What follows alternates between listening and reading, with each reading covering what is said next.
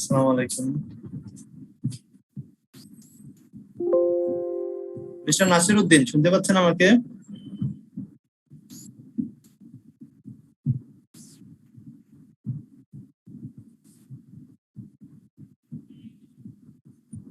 সাদ্দাম ভাই শোনা যাচ্ছে? হ্যালো ওয়ালাইকুম আসসালাম। জি,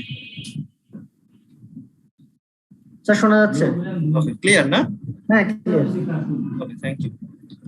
জি sir. So, dear aspiring professional, welcome to our class P1, that is performance operation.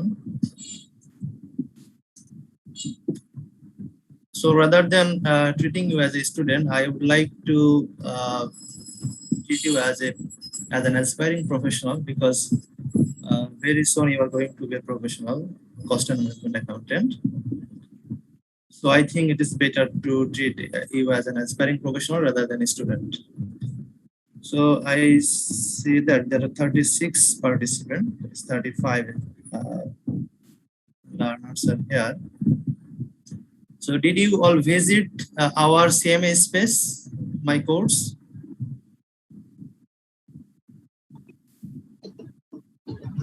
Hey, সাথে ওরা কি আনমিউট করতে পারবে?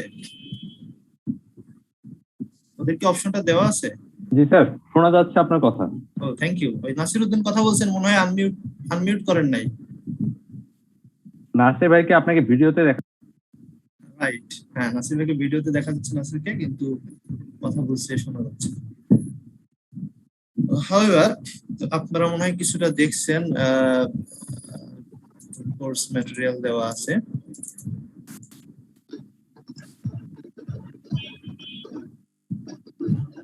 সাদামে আমাকে কি স্ক্রিন শেয়ারের অপশন দেওয়া আছে?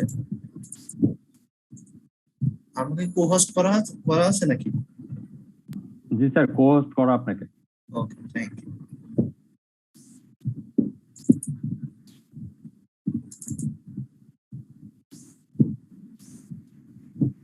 আসসালামু আলাইকুম স্যার।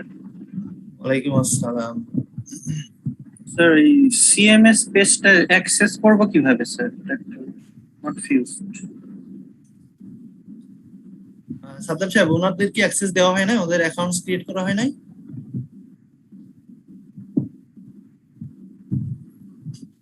স্যার, হ্যাঁ, অ্যাকাউন্ট ম্যাক্সিমাম খোলা হয়েছে, কিন্তু কোর্স এখনো অ্যাসাইন করা হয় নাই। আজকে করে ফেলবো। ও আচ্ছা আচ্ছা, তার মানে ওরা এখনো ক্লাস ম্যাটেরিয়াল দেখতে পায় না, এই তো? না, ক্লাস দেখতে পারেন। আপনি স্যার জুমে শেয়ার করে দিন স্যার আর কি। আচ্ছা, ঠিক আছে, আমি জুমে শেয়ার করে দিচ্ছি। আচ্ছা, তাহলে আপনাদের প্রত্যেকের ইন্ডিভিজুয়াল অ্যাকাউন্ট খুলে দিবেন, তাই না? প্রত্যেকে খুলে দিচ্ছেন না? সবার অ্যাকাউন্ট তো খুলে দিছি স্যার, শুধু সাবজেক্টে অ্যাসাইন করতে হবে। অ্যাকাউন্টের জন্য ওনাদের করে দিছি, ইউজার নেম পাসওয়ার্ড ওপেন করা দিয়ে লগইন করতে হবে সিএমএ স্পেস। আমি পাই নাই, আমি হয়েছে কিন্তু আমি পাই নাই, আমি লিংক পাই নাই, সিএমএস স্পেসের লিংক পাই নাই। আমি তো 1 মাস আগে ভর্তি হয়েছি। তাহলে মেল আইডি ঠিক দিবেন কিনা এটা দেখতে হবে।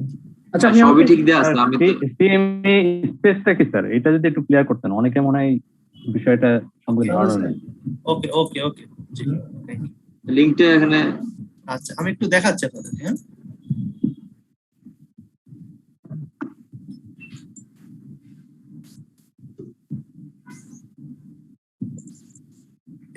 এইটার উপরে ওদের ট্রেনিং হয় নাই, তাই না সাদ্দাম সাহেব?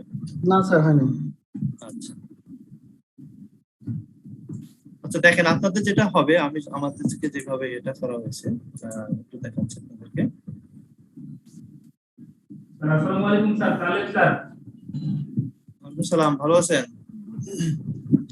আমার স্ক্রিনটা দেখা যাচ্ছে? জি স্যার, দেখা যাচ্ছে। ওকে, থ্যাংক ইউ। এই যে এইখানে আপনাদেরকে এরকম একটা ইমেল পাঠাবে, ইমেল দেওয়া হবে। এখানে আপনার ইউজার নেম থাকবে, আর হচ্ছে পাসওয়ার্ড দেওয়া থাকবে, সম্ভবত আপনাদের সেলফোন নাম্বারটা। হ্যাঁ, রাইট স্যার, আপাতত সেলফোন নাম্বারটা ব্যবহার করা হয়েছে। রাইট, হ্যাঁ, ওদের ক্ষেত্রেও তো তাই না? হ্যাঁ স্যার। আপনাদের একটা ইউজার নেম ক্রিয়েট করে দেবে এখান থেকে, আইটি থেকে, এবং আপনাদেরকে একটা পাসওয়ার্ড দেওয়া থাকবে। পাসওয়ার্ডটা আপনার সেলফোন নাম্বার, যেটা আপনি এখানে দিয়েছেন। তো এরপর আপনি যেটা করবেন, এই লিংকটাতে ক্লিক করবেন। ক্লিক করলে আপনাকে সিএমএ স্পেসে নিয়ে যাবে। দেখা যাচ্ছে? জি স্যার। জি স্যার। এখানে গিয়ে আপনি আপনার যে আইডিটা ক্রিয়েট করা হয়েছে, যেমন আমার জন্য F1045 আমার মেম্বারশিপ নাম্বার দিয়ে আইডিটা ক্রিয়েট করা আছে, আমি এটা ইয়ে করবো, এখানে টাইপ করব অথবা অটো চলে আসতে পারে, যদি না আসে টাইপ করে দেবেন আপনার আইডি নাম্বারটা যেটা দেওয়া আছে ইয়েতে, আপনার মেইলে দেওয়া আছে। এরপর আপনি পাসওয়ার্ডটা দেবেন আপনার সেলফোন নাম্বার দিয়ে আপনি লগ ইন করবেন। লগ ইন করলে আপনাকে সিএমএ স্পেসে নিয়ে যাবে। এটা জাস্ট গুগল ক্লাসরুম ইউজ করছেন কখনো কেউ? গুগল ক্লাসরুমের এক্সপেরিয়েন্স কারো আছে কিনা? জি স্যার। হ্যাঁ, জাস্ট ক্লাসরুমের মতো, বাট এটা আরো বেশি সিকিউর লার্নিং ম্যানেজমেন্ট সিস্টেম যেটা আইসিএমএ থেকে নেওয়া হচ্ছে আপনাদের জন্য। এরপরে আপনি যে কোর্সগুলোতে রেজিস্ট্রেশন করছেন সেইগুলোতে আপনাকে অ্যাসাইন করে দিলে আপনি কোর্সগুলোতে ঢুকতে পারবেন। যেমন এখানে আমার পারফরমেন্স অপারেশন, এখানে যদি আপনি লগ ইন করে এই কোর্সটাতে যখন ক্লিক করবেন তখন আপনি দেখতে পারবেন যে কি কি ম্যাটেরিয়াল এখানে দেওয়া আছে। এখানে আপনার ইনস্ট্রাক্টরের প্রোফাইল পাবেন, আপনি আপনার কোর্সে যখন ক্লিক করবেন তখন আপনি আপনার আমি যা কিছু আপলোড করে দিচ্ছি এখানে আপনি এখানে পেয়ে যাবেন। স্যার পুরো স্ক্রিনটা দেখা যাচ্ছে না, তাই না?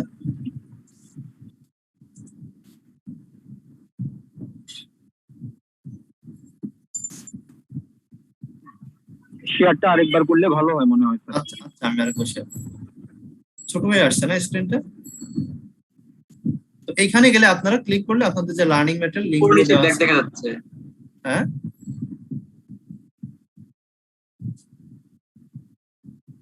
স্ক্রিনটা কাট হয়ে গেছে আর কি, পুরো নিচে কাট হাফেজ হয়ে গেছে।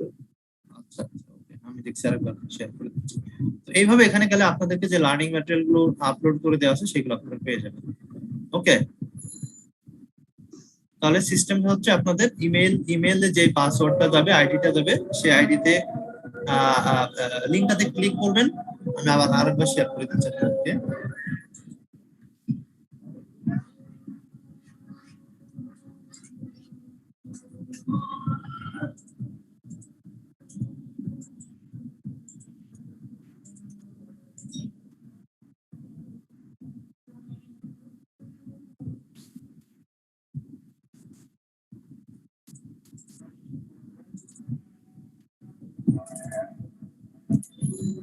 এবার কি ছোট হয়ে আসে?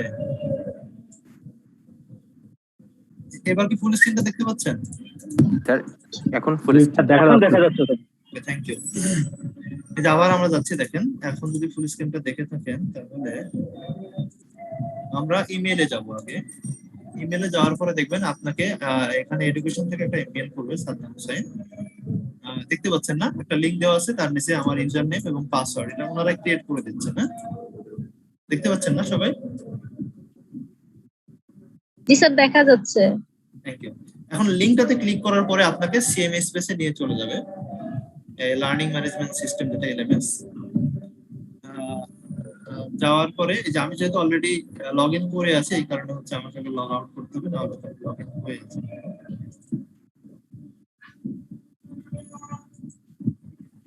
আচ্ছা, আমি লগ আউট করে ফেলি, তারপর আরেকবার বলে এই যে আপনি ইমেইলে যখন ক্লিক করবেন লিংকে, তখন আপনাকে ইউজার নেমটা চাইবে, অথবা সরাসরি অটো চলে আসতে পারে, অথবা আপনি এটা টাইপ করে দেবেন আপনার যে আইডিটা দেওয়া থাকবে। আর পাসওয়ার্ড হিসেবে আপনি আপনার সেলফোন নাম্বারটা দেবেন যেটা ওখানে দেওয়া থাকবে ইমেইলে। এরপরে আপনি যদি ক্লিক করেন আপনাকে সিএমএ স্পেসে নিয়ে যাবে। আমার এটা ইনস্ট্রাক্টর প্রোফাইল, আপনাদেরকে অথবা স্টুডেন্ট মোডে দেখাবে। সেক্ষেত্রে আপনাকে যতগুলো কোর্স আপনি রেজিস্ট্রেশন করছেন সেই কোর্সগুলো এখানে ডিসপ্লেতে দেখাবে যে আমি কোন কোন কোর্সে রেজিস্ট্রেশন করছি। তো যে কোনো কোর্সে আপনি ক্লিক করলে সেই কোর্সের লার্নিং ম্যাটেরিয়াল গুলো পেয়ে যাবেন। এখানে আপলোড করে দেওয়া আছে, এটা ভিডিও হতে পারে, এটা পিডিএফ ফাইল হতে পারে, এটা ওয়ার্ড ফাইল হতে পারে। এই যে এখানে সেশন 1 যেমন দেওয়া আছে, এখানে ক্লিক করলে আপনি এই যে দেখেন এখানে ওয়ার্ড ফাইল দেওয়া আছে, এখানে লিংকও দেওয়া আছে, যে কোনো একটা জায়গায় ক্লিক করলে আপনি সেটা পেয়ে যাবেন। দেখেন এইভাবে দেখাচ্ছে। ক্লিয়ার? জি স্যার। আচ্ছা, আমাদের ক্লাস কি স্যার আমি না বুঝতেছি না স্যার, আমার তো কোনো মেল আসেনি এখন। এটা যাবে, এটা সবার কাছে যাবে। সাদ্দাম ভাই শুনতে পাচ্ছেন? স্যার এটা এখনো তো আসলো না। হ্যাঁ হ্যাঁ, সবাই পাবে, এটা ওরিড হওয়ার কিছু নাই। এই সাদ্দাম ভাই শুনতে পাচ্ছেন আপনি? হ্যাঁ শুনতে পাচ্ছি স্যার, সবাইকে মেল গেছে স্যার, ম্যাক্সিমামেরই মেল গেছে, ওনারা মেল হয়তো দেখেন। মেল পাইনি, আমি পাইনি। আচ্ছা, অনেকেই পায় নাই স্যার। আর না পারলে স্যার আমি মেল আইডি লিখে দিয়েছি, ওনারা মেইলে আমার সাথে মেইল করে জানাতে। আচ্ছা সাদ্দাম ভাই, তাহলে আপনি আপনার ইমেলটা দিয়ে দেন, ওরা সবাই আপনাকে আবার ইমেলটা যেটা ইউজ করে কারেন্টলি সেটা দিয়ে দিই। স্যার আমি মেইলটা চ্যাটে দিয়ে দিয়েছি স্যার, এটা দেখে নিতে বলুন। আচ্ছা ঠিক আছে, এই যে এখানে দেখেন চ্যাটে মেলটা দিয়ে দিচ্ছি স্যার। সবাই মেইলে দিয়ে দিন, কে কে পায় দেখতে না। পাচ্ছেন সবাই যে ক্লাস এডু, এটা তো class.edu.icma.org.bt, তাই না? জি স্যার এটা। এখানে আপনাদের সবার ইমেল থেকে আবার ওনাকে ইমেল করবেন যে আমি হচ্ছে পাসওয়ার্ড আইডি পাই নাই, তাহলে উনি আপনাদের আবার পাসওয়ার্ড আইডি দিয়ে দেবে। হ্যাঁ,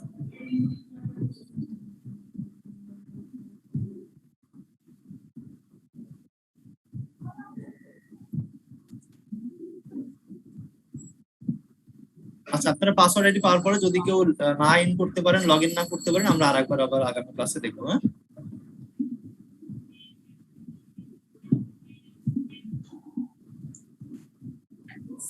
হ্যাঁ, স্যার আমি তো পাইনি কোনো মেল এখনো।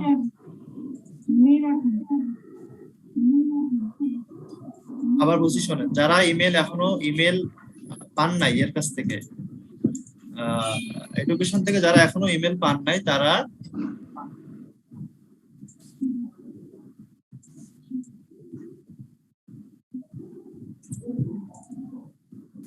আমার স্ক্রিনটা দেখতে পাচ্ছেন? জি স্যার। এখানে একটা ইমেল আমি সিলেক্ট করলাম, দেখছেন? class.edu@icma.org.bt দেখা যাচ্ছে ইমেল অ্যাড্রেসটা? স্যার দেখতে পাচ্ছি না তো, এটা তো স্যার আপনার ইয়াটা দেখাচ্ছে স্যার, আপনার ডেস্কটপ দেখাচ্ছে। ওকে, আপনার ডেস্কটপ দেখাচ্ছে। ওকে ওকে,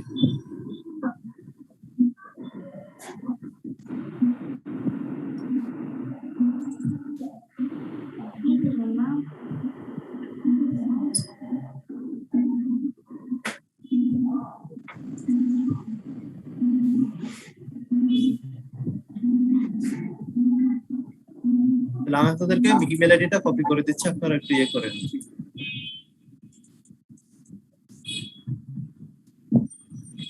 স্যার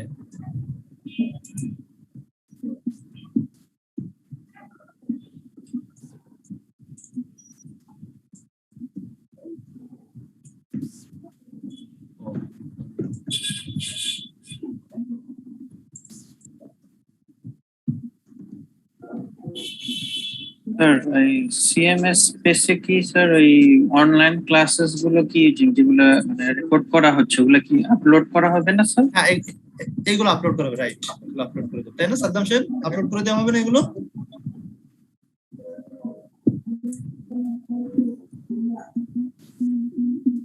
হ্যাঁ, আপলোড করে দেওয়া হবে, এগুলো আপলোড করে দেবে, আপনারা যে কোনো সময় এটা আবার যখন প্রয়োজন হবে দেখতে পাবেন।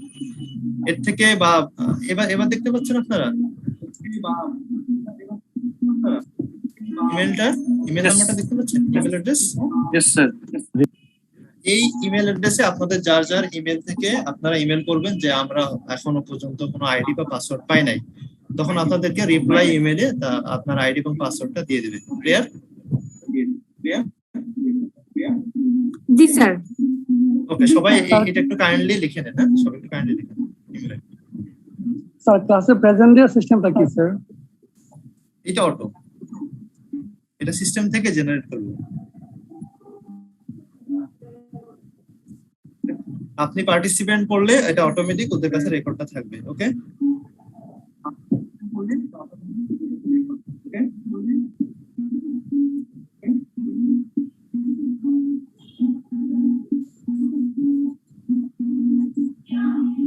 মা আমি কি ক্লোজ করে দেবো? এটা আপনাদের উঠানো হয়ে গেছে? জি স্যার। জি স্যার। ওকে, এখন আপনারা বেশ অনেক, আমি ভাবছিলাম আগে সবার সাথে একটু কথা বলে নেবো, কার কি ব্যাকগ্রাউন্ড জানবো।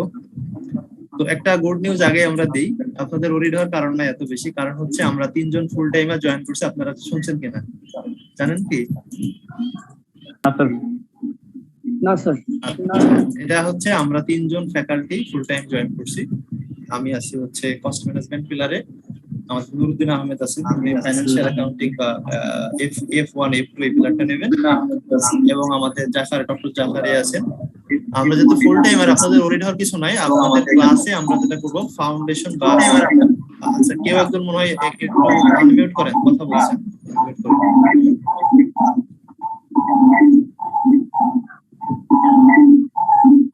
স্যার আপনি পারবেন মিউট করে দিতে। আচ্ছা আচ্ছা,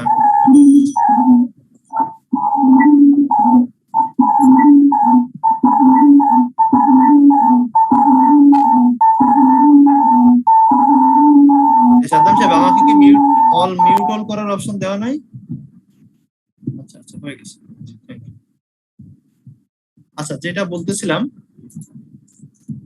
যে আমরা ফুল টাইমার থাকবো। আপনাদের যে কোনো প্রবলেম যদি হয়, যেমন যেটা আপনাদের সমস্যা, যদি ক্লাস না বুঝতে পারেন বা ক্লাসে আমরা তো একটা লেভেলে আপনাদেরকে একটা আপনাদের ফাউন্ডেশনটা কনসেপচুয়াল ডেভেলপমেন্ট করার চেষ্টা করব। মনে করেন আপনি কোনো একটা ইয়ার কোশ্চেন করতে গিয়ে আটকে গেছেন, বা কোনো সালের কোশ্চেন সমাধান করতে গিয়ে, বা বইয়ের কোনো আপনার টেক্সটারি কোনো ম্যাথ করতে গিয়ে আটকে গেছেন, কোনো একটা কনসেপ্ট ক্লিয়ারলি বুঝছেন না, তখন আমরা কাউন্সিলিং আরে আমরা 2টা থেকে 10টা অফিস হবে আমাদের। এই সময়টা যদি আপনারা আসেন, তাহলে আমরা আবার আপনাদের সাথে 1 by 1 ডিসকাশন করে এগুলো সলভ করে দেব। ক্লিয়ার? স্যার কাজে আপনাদের ওরিড হওয়ার কিছু নাই এখন, যে আমি ক্লাসে একটু একটা জিনিস বুঝলাম না বা সবার সামনে বলতে পারলাম না লজ্জা পেয়ে, এই ধরনের ফিলোসফি আর রাখেন না। এখন যেহেতু আমাদের ফুল টাইম হিসেবে আমাদেরকে নেওয়া হচ্ছে, কাজে আমরা চেষ্টা করবো আপনাদের সঙ্গে থেকে আপনাদের একটা ভালো ডেভেলপমেন্ট করা, যাতে করে আপনাদের স্কিল ডেভেলপমেন্ট আরো ভালো হয় এবং কনসেপচুয়াল ডেভেলপমেন্ট ভালো হয়। এটা আপনারা একটু খেয়াল করে দেখবেন। যদি এখানে আমার মনে হয় অনেকে আছে যারা P1 first time, second time আছেন, এমন কেউ আছেন এখানে? এর আগে ক্লাস করছেন এমন কেউ আছেন? জি স্যার। আছেন না?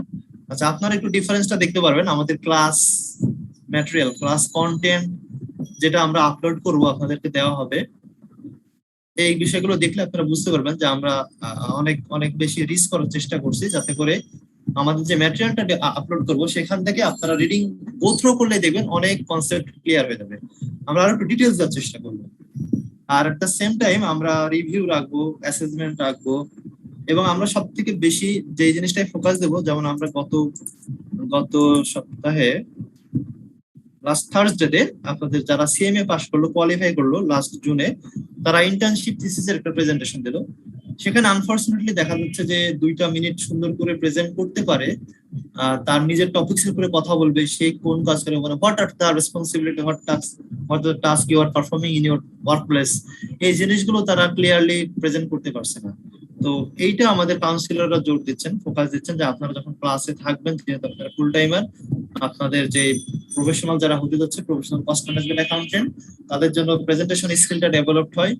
তাদের তো নলেজ নিয়ে আমাদের কোনো সন্দেহ নাই, 20টা সাবজেক্ট যখন পাস করবেন তখন অবশ্যই আপনি কস্ট ম্যানেজমেন্টের অনেক অনেক ক্লিয়ার একটা কনসেপ্ট বা বেজ আপনার ডেভেলপ হয়ে যাবে। But at the same time আমরা অ্যাকাউন্টেন্টরা যেখানে দুর্বল, আমরা প্রেজেন্টেশনে বেশ উইক, যেখানে মার্কেটিং বা অন্যরা অনেক বেশি ফাস্ট বা অনেক বেশি অ্যাডভান্সড। তো এই জায়গাটা আমরা ডেভেলপ করার চেষ্টা করব। রিসেন্টলি যদি সবকিছু ওপেন করে দেয়, ক্লাস যদি ফিজিক্যালি হয়, তাহলে আমরা এই সুযোগটা আরো বেশি পাবো। আমি ভাবছিলাম যদি কম পার্টিসিপেন্ট হয়, সবার সাথে 1 by 1 কথা বলবো, কে কোন ব্যাকগ্রাউন্ড থেকে আসছেন, কমার্স, আর্টস, সায়েন্স বা আরো কোথাও থেকে আসছেন কিনা, কি অবস্থা, এগুলো আমরা জানতাম। কিন্তু 44 এখানে যদি আমরা কথা বলতে যাই, মনে হয় আমরা সময় আমাদের শেষ হয়ে যাবে। তাহলে একটা একটা একটা ভালো প্রিভিলেজ বা একটা গ্রেট অপশন আপনাদের জন্য হচ্ছে যে আপনাদের কাউন্সেলিং আওয়ার থাকছে। এটা 2টা থেকে 10টা, সাধারণত আমাদের ক্লাস 6টা থেকে 9টা পর্যন্ত ক্লাস শেষ হয়ে যায়। এরপরে বা আগে যদি আপনারা থাকেন, তাহলে আপনাদের যে কোনো প্রবলেম নিয়ে, আমার পোস্ট রিলেটেড কোনো প্রবলেম নিয়ে আসতে পারবেন। এটা হতে পারে অঙ্ক, হতে পারে থিওরিটিক্যাল কোনো ব্যাপার, হতে পারে কোনো ইয়ার কোশ্চেন। এটা একটা প্রিভিলেজ আপনারা পাচ্ছেন। আর তাছাড়া আমাদের সাথে ফোনে বা ওভার দ্য মেসেঞ্জার বা এরকম কোনো জায়গাতেও আমাদের সাথে কন্ট্যাক্ট করতে পারবেন। আমরা সামনের দিকে দেখি গ্রুপগুলো করবো, আর সিএমএ স্পেসে তো এগুলো থাকবে, আপনারা ডিসকাশনে পার্টিসিপেট করতে পারবেন। এটা কি সব সেন্টারের জন্য না শুধুমাত্র ঢাকার জন্য? এইটা মনে হয় সব সেন্টারের জন্যই করে দেবে। এমনকি যখন ফিজিক্যালি ক্লাস শুরু হবে, তখনও সম্ভবত ভার্চুয়ালিও ক্লাস চলবে, যাতে করে শুধু লোকাল না, যাতে করে গ্লোবালি যে কোনো জায়গা থেকে জয়েন করতে পারে। এইটা ডিসকাশনে আছে। এই ভার্চুয়াল সিস্টেম এবং physical system side by side চলবে। আপনি অফিস থেকে আসছেন, ক্লাসে মনে করেন স্যার আমরা যারা সেকেন্ড টাইমে ক্লাস করছি আমরা কি ওই যে সিএমএ স্পেসে ওখানে আমরা এন্টার করতে পারবো বা পারবেন, ভিডিওগুলো পাবো? হ্যাঁ সম্ভবত সবাই পারবেন, সবাই পারবেন। আমি যে ইমেল অ্যাড্রেসটা দিলাম ওখানে আপনারা ইমেল নক করেন, হ্যাঁ আপনাদেরকে আইডি পাস করতে হবে। কি সাদ্দাম সাহেব পারবে না সবাই? Second time first time? আমি স্যার শুনতেছি না, একটু বলেন স্যার কাইন্ডলি কি বলেন। সবাইকে তো আপনি দিবেন অ্যাক্সেস, তাই না? সিএমএস স্পেসে first time, second time, third time যেই টাইমই আসবে না কেন এই ক্লাসে হ্যাঁ মানে যারা লেভেল রেজিস্ট্রেশন করছে সবাই পাবে, তাই এবং যারা নতুন ভর্তি হয়েছে তারা পাবে স্যার। না? কিন্তু যারা ইয়েতে যেমন ও বলছে ও সেকেন্ড টাইম ক্লাস করছে, সেকেন্ড টাইম ক্লাস করছে এর মানে উনি কি লেভেল রেজিস্ট্রেশন করে করছেন নাকি আমাদের এলএমএস সিএমএ ফি দিলে উনি পাবে এলএমএস সিএমএস স্পেস? আচ্ছা এলএমএস এলএমএস ফি দেওয়া হয়েছে। আচ্ছা তাহলে তো পাবে, তাহলে পাবে, তাই না? ওকে ঠিক আছে, থ্যাংক ইউ। আচ্ছা আমার প্রোফাইল তাহলে আপনারা এখনো দেখেন নাই, আমি একটু ইন্ট্রোডাকশন একদম না দিলেই না, একটু ইন্ট্রোডাকশন দিই। যদি আপনারা সিএমএস এ ইয়ে করেন, আপনারা সিএমএ স্পেসে গেলে আপনারা পাবেন। আমি আমার গ্রাজুয়েশন করছি রাজশাহী ইউনিভার্সিটি থেকে, অ্যাকাউন্টিং এন্ড ইনফরমেশন সিস্টেম থেকে। অ্যাকাউন্টিং এ অনার্স মাস্টার দুইটাই আছে। 2006 এ আমি বের হয়ে আসছি, 8 ইয়ার এক্সাম হচ্ছে। আর সিএমএ কোয়ালিফাই করছি আমি 2014 এ, মানে 2014 ডিসেম্বরে আমি পাস করছি। আমি এখন ফেলো মেম্বার, আমার ফেলোশিপ হচ্ছে F1045, আর পিএইচডি করছি ঢাকা ইউনিভার্সিটিতে। আমার টপিকস হচ্ছে স্ট্র্যাটেজিক ম্যানেজমেন্ট অ্যাকাউন্টিং। আমার রিপোর্ট সাবমিট হয়ে গেছে, ফাইনাল ডিফেন্সের জন্য ওয়েট করছি। আর আমি একটু লেখালেখি করি, আমার মোটামুটি 15টা মতো রিসার্চ পেপার আছে, এর ভিতরে 8টা আছে দেশের বাইরে। অনেকে যদি এখানে কেউ একাডেমিক টাইপের কোনো কিছু থাকেন তাহলে জানবেন এডুকেশনে অনেক স্কুপাস বা ইমারেন্টে অনেক স্কুপাস জার্নালে প্রায় 6 থেকে 7টা রাইটার আমার আছে। এগুলো আমরা সামনের দিকে শেয়ার করবো যদি আমাদের রিলেভেন্ট হয়। এই মোটামুটি আমার ডিটেলস। প্রায় 12 বছর হয়ে গেল এডুকেশনে। তাহলে আমরা একটু আমাদের কোর্সটা দেখি। আপনাদের জন্য কোনো কোশ্চেন থাকে, কোয়ারিজ থাকে বলতে পারেন, যে কেউ কোনো কিছু জানার থাকলে। নাহলে আমরা আমাদের কোর্স ম্যাটেরিয়াল নিয়ে একটু ডিসকাশন করব।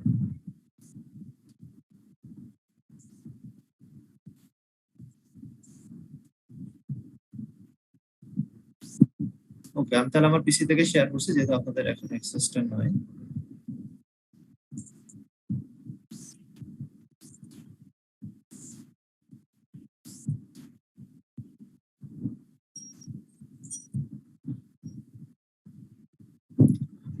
Is it visible to all? Yes sir. Thank you. Yes, sir.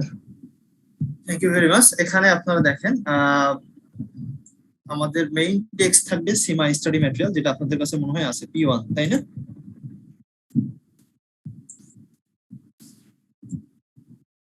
এটা তো সবার কাছেই থাকার কথা, যারা পুরাতন তাদের কাছে অবশ্যই আছে, নতুনরা তো এটা কালেক্ট করছেন না?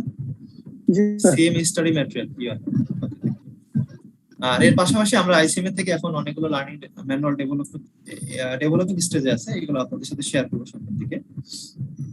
এখানে 5টা সেগমেন্ট আছে, দেয়ার 5 সেগমেন্ট। এই কোর্স 5টা ভাগে ভাগ করা হয়েছে। Cost accounting system, forecasting, project appraisal, uncertainty, managing short term finance, relative weight দেওয়া আছে। আপনারা যারা ফার্স্ট টাইম তারা এটা খেয়াল করবেন, কোশ্চেন যখন সেট হয় তখন ওয়েটটা খেয়াল রাখা হয়, এই ওয়েট অনুসারে কোশ্চেন করা হবে। মানে আপনি প্রিপারেশনের সময় দেখা যাচ্ছে যে যেখানে 10% সেখানে অনেক সময় দিলেন, যেখানে 15% অনেক সময় দিয়ে ফেলছেন, but you have spent less time on more significant or more weightage module। এটা কিন্তু হতে পারে, তার যে সেগমেন্টটাতে আপনার ওয়েটটা বেশি ক্যারি করে সেখানে আপনাকে বেশি ফোকাস দিতে হবে। তো হাইবার আপনারা দুই একটা কোশ্চেন স্টাডি করলে পাবেন। এটা সেম স্পেসে দেওয়া আছে এই শীটটা। এখানে আমরা ডিটেইলস দেখেন, স্কেডিউল, টপিকস এন্ড রিডিংস। আপনারা প্রথম ক্লাসে কি পড়বো আমরা সেশন 1 এ, এবং এটা কোথা থেকে আমরা পড়ছি। সেকেন্ড সেশন আমরা কি দেখবো, থার্ড সেশন মোটামুটি আমরা প্ল্যান, লেসন প্ল্যান করে রাখছি। আমরা চেষ্টা করবো এটা স্ট্রিক্টলি ফলো করার জন্য। একটু কম বেশি হতে পারে, কোনো একটা ক্লাসে আমরা বেশি পড়তে পারি, কোনো একটা ক্লাসে একটু কম হতে পারে ডিসকাশনের কারণে, বাট এইভাবে আমরা 30 ক্লাসে আমরা চেষ্টা করবো 29 এর ভিতরে শেষ করার, এবং লাস্ট ক্লাসে একটু রিভিউ করার জন্য, অ্যাসেসমেন্ট করার জন্য আরো আগে শেষ করতে বললে আমরা 2-3টা ক্লাস রাখলাম রিভিউ করার জন্য, পিআর কোশ্চেন সলভ করার জন্য। এইভাবে মোটামুটি আমাদের পুরো সিলেবাসটা এখানে দেওয়া আছে এবং কোন চ্যাপ্টারে আমরা কতটুকু টাইম স্পেন্ড করব বা সময় দেবো এটা এখানে দেওয়া আছে। তাহলে এটা আপনারা সেম স্পেস থেকে পাবেন। এটা মনে হয় স্টাডি করার খুব বেশি কিছু নেই।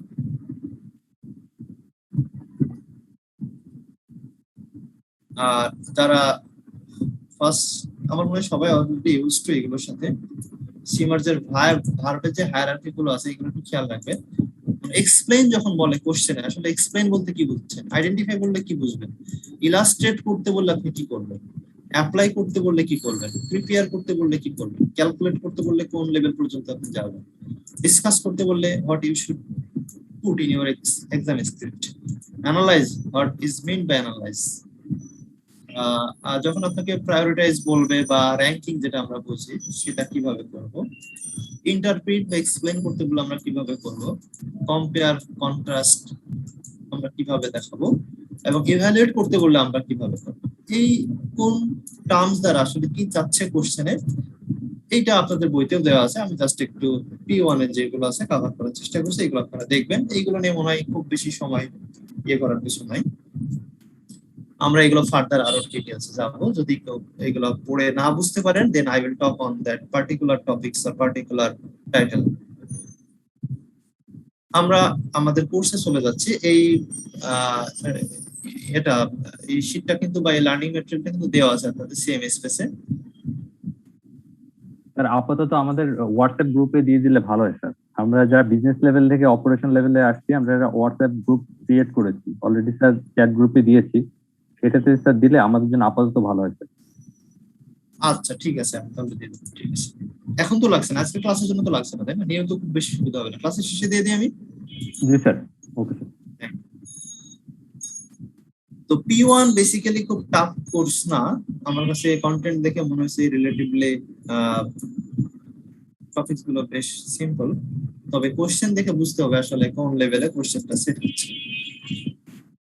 যেমন আপনারা যারা বিবিএ এমবিএ করে আসছেন বা শুধু বিবিএ করছেন, তাদের অ্যাকাউন্টিং ফাইন্যান্স এরকম মেজর ছিল, তারা মোটামুটি এই বিষয়গুলোর সাথে ইউজ টু। ফার্স্ট যে আমাদের টাইটেলটা সেগমেন্ট 1, যেটা আমাদের কস্ট অ্যাকাউন্টিং সিস্টেম, তার প্রথম চ্যাপ্টারটা হচ্ছে ট্র্যাডিশনাল কস্টিং মেথডস। আপনাদের বইতে কিন্তু প্রথম চ্যাপ্টারটা ভার্ব হায়ারার্কি নিয়ে, এই যে টেবিলটা নিয়ে। সেকেন্ড চ্যাপ্টার বলতে প্রথম চ্যাপ্টার ট্র্যাডিশনাল কস্টিং মেথড যেগুলো, সেইগুলো নিয়ে ডিসকাশন করা আছে আমাদের চ্যাপ্টার 1 এ, বা বইতে চ্যাপ্টার 2, বাট ইনফ্যাক্ট এটা চ্যাপ্টার 1। তো এইখানে যদি আমরা চ্যাপ্টার ডায়াগ্রামটা দেখি, এখানে বেসিক্যালি ফোকাস করা হচ্ছে absorption costing and variable costing বা মার্জিনাল কস্টিং এর উপরে। এখানে তিনটা বিষয় ফোকাস করা হচ্ছে। How can we prepare absorption costing profit statement, and how would be different if we follow marginal costing or variable costing. Then how can we reconcile between the profit generated by these two different methods of costing product. এগুলো আমরা details দেখবো যে এই সিস্টেমে কতটা profit আসতে পারে, আবার এই সিস্টেম ফলো করলে প্রোডাক্ট কস্টিং এর ক্ষেত্রে তাহলে প্রফিটটা কিভাবে ডিফার করতে পারে, আর এই ডিফারেন্সটা কেন হলো সেটা আমরা কিভাবে দুজনের ভিতরে এগ্রিমেন্ট করব। ডিসএগ্রিমেন্ট থেকে এগ্রিমেন্টে নিয়ে যেতে হলে আমাদের কোন কোন পয়েন্টের কারণে ডিফারেন্সটা হচ্ছে রিকনসিলিয়েশন করে দেখাবো। আর এইটা খুবই সিম্পলিফাইড একটা ডিসকাশন আছে, সিডিপি অ্যানালিসিস বা ব্রেক ইভেন। আপনারা পড়ছেন এর আগে অনেকে, নাকি পড়েন? খুবই সিম্পলি একটু ডিসকাশন করা আছে একটা পার্ট হিসেবে। যখন আপনারা P2 তে যাবেন তখন এটা একটা আলাদা চ্যাপ্টার পাবেন, ব্রেক ইভেন অ্যানালিসিস নামে। এই হচ্ছে চারটা টপিক যেটা আমরা এখানে ফোকাস করব, এই চ্যাপ্টারে আমরা শিখব। তো ফার্দার যদি কোশ্চেন না থাকে আমরা মনে হয় একটু শুরু করতে পারি, তাই না? কারো কোনো কোশ্চেন? এই পর্যন্ত যা কিছু বললাম, কোয়ারিজ, কোশ্চেন, যে কোনো কিছু। স্যার আমরা যারা যারা বই কালেক্ট করিনি এখনো স্যার, তারা কি সিআইএম এর যে বইটা, সিমার যে বইটা, সেটাই কালেক্ট করলে হবে? রাইট, এটাই লাগবে। এটা যেহেতু আমাদের সিলেবাস কভার করে, শুধু এটাই আমাদের জন্য সাফিসিয়েন্ট। আপনারা সিমার P1, জি বলেন। বলতেছি ওই বইয়ের সাথে আমরা অন্য কোন রাইটার বই পড়তে পারি? হ্যাঁ, এইটা কিন্তু দেখতে পাচ্ছেন এখানে আমি একটা সাজেশন অলরেডি দিয়ে রাখছি, দেখতে পাচ্ছেন কিনা? সবগুলো পড়তে হবে? না না না, সবগুলো পড়তে হবে না। এই যে সীমা স্টারমেন্ট, এটা হচ্ছে আপনার মেইন টেক্সট। এইটার সাথে সাপ্লিমেন্টারি হচ্ছে গ্যারিসনটা আমরা দেখবো। আর এইগুলো এখনো পাবেন না, এগুলো এখনো অ্যাভেলেবেল না সবগুলো, এগুলো ইন প্রসেসে আছে। আপনারা মেইনলি এটা দেখবেন। এইটা দেখার পরে আমরা যেটা করব, কোশ্চেন আপনাদের, আমি স্টোরেজটা বলে দিই কিভাবে আপনাদের পাস করার জন্য, শেখার জন্য দুইটাই। প্রথম হচ্ছে আপনার বেসিক লাগবে, ফাউন্ডেশনটা ভালো হতে হবে। বেসিক বলতে আপনার কোর্সে যা আছে সেটা যদি কনসেপ্ট ক্লিয়ার থাকে আপনি পাস করবেন, এবং আপনার কনসেপ্টও ডেভেলপ হবে, দুইটাই হবে। আর সেকেন্ড হচ্ছে শুধু কনসেপ্ট দিয়ে প্রফেশনাল এডুকেশনের সুবিধা করা যায় না, কারণ অনেক সময় কোশ্চেন গুলো একটু ঘুরাই ফিরাই করে ফেলে, এটা একটু ধরা টাফ হয়ে যায় এক্সামের সময়। যারা ধরে ফেলবেন, যদি ধরতে না পারেন তাহলে কিভাবে এটা ডেভেলপ করবেন? এই স্কিলটা ডেভেলপ করতে হলে আপনাদেরকে লাস্ট 5টা এক্সাম, লাস্ট 5 এক্সাম বা লাস্ট 10 এক্সামের কোশ্চেনটা অ্যানালিসিস করতে হবে, যে কোন টপিকসে ফোকাস দিচ্ছে, কোশ্চেনটা কিভাবে হচ্ছে, বইতে কিভাবে আছে P1 এ, আর তারা কিভাবে কোশ্চেনটা সেট করছে, তারা কি P1 থেকে কোশ্চেনটা দিচ্ছে নাকি আদার কোনো বুকস ফলো করছে। যদি অন্য কোনো বই ফলো করে দেন আমরা ওই বইটা একটু পড়বো, আসলে ওই দিকে যাবে না, এই কোশ্চেনটা তারা একটু মডিফাই করে দেয়। ক্লিয়ার? Okay sir. এইটা হবে আপনাদের স্ট্র্যাটেজি। আপনার P1 থেকে কনসেপ্ট ক্লিয়ার করতে হবে, আর কোশ্চেনে যদি আমরা দেখি আর কোশ্চেন অন্য কোথা থেকে কোশ্চেন আসছে, তাহলে সেই রকম কোশ্চেন আমাদেরকে একটু দেখতে হবে এক্সামের জন্য, যদিও এথিক্যালি P1 থেকে কভার হওয়া উচিত। তাহলে আমাদের মেইন টেক্সট থাকবে P1, সীমা স্টাডি টেক্সট, অফিশিয়াল যে টেক্সট।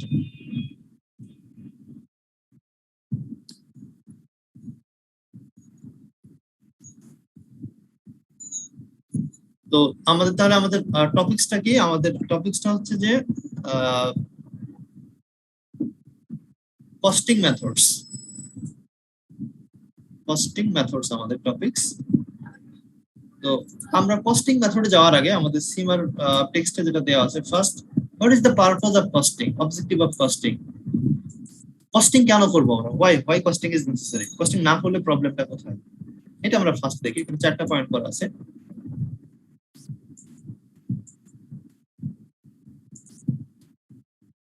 দেখেন, first why. Number 1, inventory valuation. আপনারা সবাই মোটামুটি ফাইন্যান্সিয়াল স্টেটমেন্টের সাথে পরিচিত, তাই না? Financial statements, balance sheet, profit and loss statement. Okay, তো আমরা যদি ব্যালেন্স শিট তৈরি করতে যাই, কারেন্ট অ্যাসেটের ক্ষেত্রে ক্যাশ, রিসিভেবল, ইনভেন্টরি নামে একটা ফিগার থাকে, ফিনিশড গুডস বা ইনভেন্টরি থাকে কিনা? Closing inventory sir.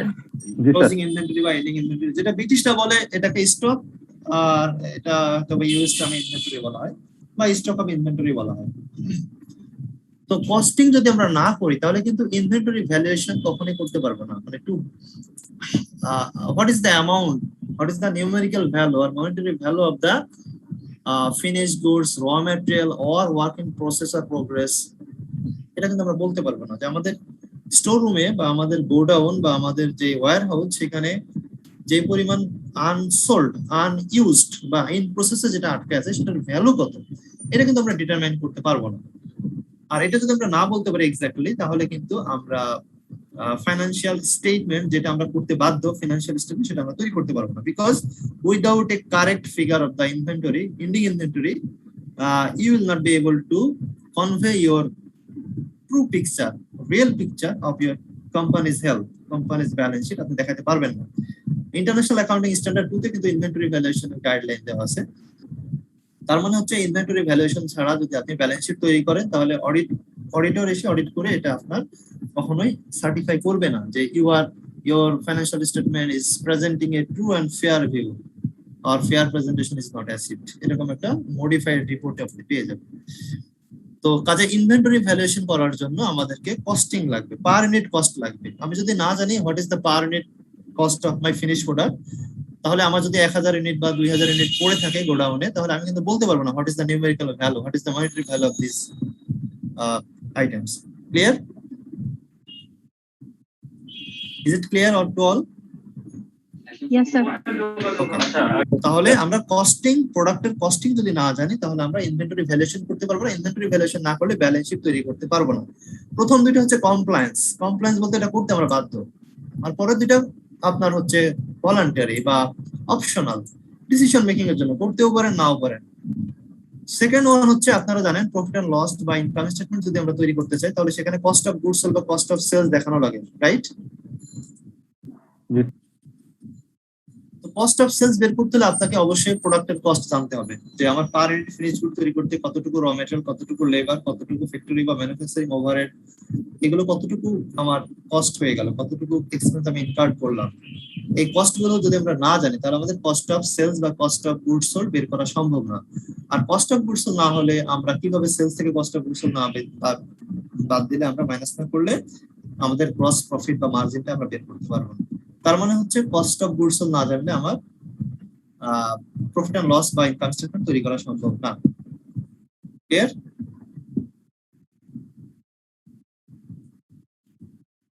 Is it clear to all? Yes, sir. আমরা দুইটা পারপাস দেখলাম, এটা কম্পালসারি, আমরা করতে বাধ্য, কারণ ফাইন্যান্সিয়াল স্টেটমেন্ট কিন্তু কোম্পানির জন্য, এটা আপনারা জানেন, মাস্ট। তাহলে আমাদেরকে ইনভেন্টরি ভ্যালুয়েশন করতে হবে ব্যালেন্স শিট পারপাসে, প্রফিট এন্ড লস স্টেটমেন্ট তৈরি করার জন্য। নেক্সট দুইটা হচ্ছে আমাদের ভলান্টারি, এটা আপনি করতেও পারেন নাও করতে পারেন, না করলে আপনার ডিসিশন খারাপ হবে, মিসলিডিং হবে, ভুল হতে পারে ডিসিশন, ওভার প্রাইসিং হবে, মিস প্রাইসিং হবে, আন্ডার প্রাইসিং হবে, এই প্রবলেম গুলো ফেস করবে। যেমন থার্ড হচ্ছে to price product. If you don't know what is the cost of your product, finished product, would you be in a position to price your product? যদি আপনার প্রোডাক্টের cost না জানেন, আপনি কি প্রাইস বের করতে পারবেন? পারবেন, একটা আরবিট্রারি হয়ে যাবে, মানে একটা কি উইদাউট বেস, কোনো ফাউন্ডেশন ভিত্তি ছাড়া একটা প্রাইস হবে। আপনি যদি জানেন পার ইউনিট প্রোডাক্টের প্রাইস হচ্ছে, সরি আমার কস্ট হচ্ছে 40 টাকা, আমি 10 টাকা লাভ করবো, তাহলে আমার প্রাইস হবে 50 টাকা, যেটা আমরা বলি কস্ট প্লাস প্রাইসিং বা অ্যাবজর্পশন কস্টিং প্রাইসিং। এটা আমরা পরে আর দেখব সামনের দিকে। তাহলে কস্ট যদি আমরা না জানি, without knowing the exact cost figure, a company will not be in a position to price its product. এটা একটা problem.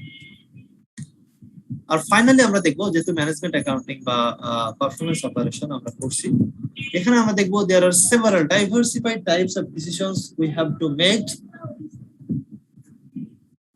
a lot of decision we have to make, for which we need cost data. এটা কিন্তু আমাদের দেখতে হবে।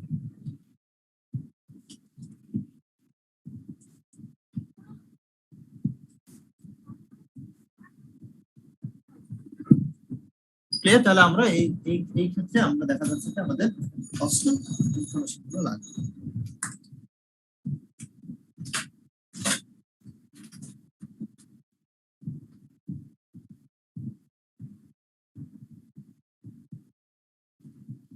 Decision making এর ভিতরে আমরা অনেকগুলো দেখতে পারি, যেমন এখানে দেখেন, a number of key decisions can be made using the cost information. For example, which product to produce and in what quantities, which price to charge.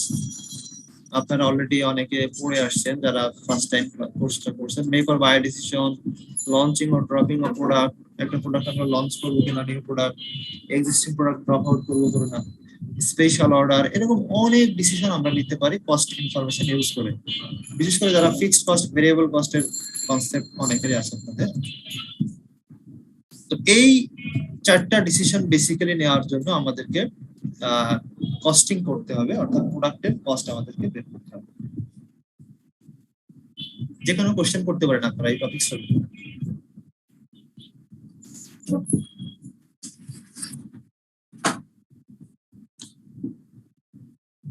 যে কোনো পয়েন্টে কমপ্লেক্সিটি থাকলে কোশ্চেন করতে পারেন।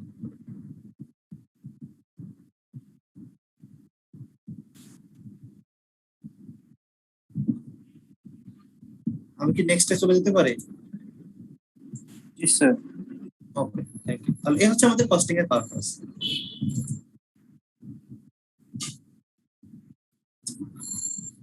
তো আমরা যেখানে বললাম দুইটা টেকনিক বললাম কস্টিং এর, একটা বললাম আমরা হচ্ছে অ্যাবজর্পশন কস্টিং, আমাদের যে, যদি আমরা ডিটেইলস আলোচনা করি নাই, বাট আমাদের যে চ্যাপ্টার ডায়াগ্রাম, এখানে আমরা দেখলাম দুইটা সিস্টেম, একটা হচ্ছে অ্যাবজর্পশন কস্টিং আর হচ্ছে মার্জিনাল বা ভেরিয়েবল কস্টিং।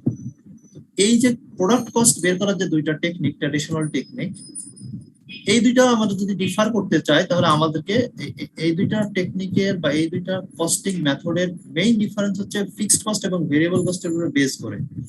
একটা সিস্টেম ফিক্সড কস্টকে প্রোডাক্ট কস্টে নিয়ে আসবে, আর একটা সিস্টেম নিয়ে আসবে না। তার মানে হচ্ছে যে to understand the clear cut difference between this two costing method, we must have a clear cut idea, precise idea, precise concept of variable cost and fixed cost and semi-fixed or semi-variable cost. মানে fixed cost, variable cost এটা যদি আমরা clearly না চিনতে পারি, না identify করতে পারি, তাহলে এই দুইটা মেথডের ভিতরে কম্পেয়ার করা বা এই দুইটা মেথড আমাদের অ্যাপ্লাই করার কোনো সুযোগ নাই। এই জন্য আমি একটু ডিটেইলস রাখার চেষ্টা করছি ফিক্সড কস্ট, ভেরিয়েবল কস্ট। কারণ আপনারা জানেন সিএমএ হিসেবে আপনাদেরকে যখন জব বা বিজনেস যেটাই করেন, আপনার কস্ট একটা সব থেকে ইম্পর্টেন্ট একটা বিষয়, কনসেপ্ট। বিশেষ করে কস্ট স্ট্রাকচার ডেভেলপ করতে হলে আপনাকে ফিক্সড কস্ট, ভেরিয়েবল কস্টের একটা ক্লিয়ার আপনার আইডিয়া থাকতে হবে। তো কস্ট অনেকভাবে ভাগ করা যায়। এই ভাগটা হচ্ছে basically this classification is based on cost behaviour, the way cost react to changes in the level of activity. আপনার কোম্পানিতে, আপনার প্রতিষ্ঠানে, whether it is manufacturing, service or trading, যেমনই হোক না কেন, আপনার লেভেল অফ অ্যাক্টিভিটি মানে ইউনিট বা কাস্টমারের সংখ্যা অথবা প্রোডাক্টের সংখ্যা চেঞ্জ হলে, প্রোডাকশন চেঞ্জ হলে কস্ট রিঅ্যাক্ট করে কিনা। আপনি দেখবেন কোনো কস্ট আপনারা দেখবেন রিঅ্যাক্ট করে, কোনো কস্ট রিঅ্যাক্ট করে না। যেমন আপনারা জানেন একটা ফ্যাক্টরিতে প্রোডাকশন বাড়লে ফ্যাক্টরি ম্যানেজারের স্যালারি কি বাড়বে? No sir. No. Factory rent কি বাড়বে? ফ্যাক্টরি যে ভাড়া, ফ্যাক্টরি স্পেসের ভাড়া। যদি আমরা মনে করেন লাস্ট মান্থে আমরা 1 লাখ পিস প্রোডাকশনে গেছে, এইবার মনে করেন আমরা 1,50,000 পিস প্রোডাকশন করলাম, তো সেই ক্ষেত্রে কি আমাদের ফ্যাক্টরি ম্যানেজারের স্যালারি অথবা সুপারভাইজারের স্যালারি অথবা ফ্যাক্টরি স্পেসের রেন্ট এগুলো কি বাড়বে কমবে?